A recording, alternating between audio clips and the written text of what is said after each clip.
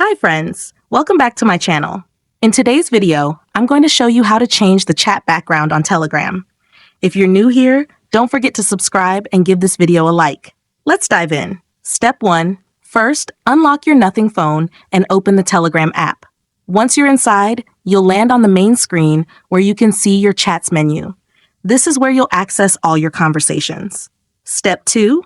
Now, look to the top left of your screen. You'll see 3 horizontal lines stacked together. That's the menu icon. Go ahead and tap on it to open the side menu. Step 3. Next, in the menu, find and tap on the Settings option. It's usually listed toward the bottom, and it's where you can adjust everything related to your Telegram preferences. Step 4. After tapping on Settings, scroll down and locate the Chat Settings option. This is where you can manage settings related to your chats, like wallpapers, font sizes, and more. Tap on it to proceed.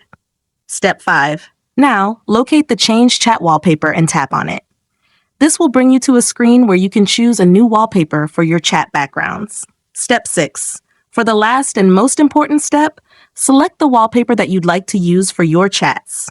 Once you've found one that's perfect for you, simply choose the Set Background option to apply it.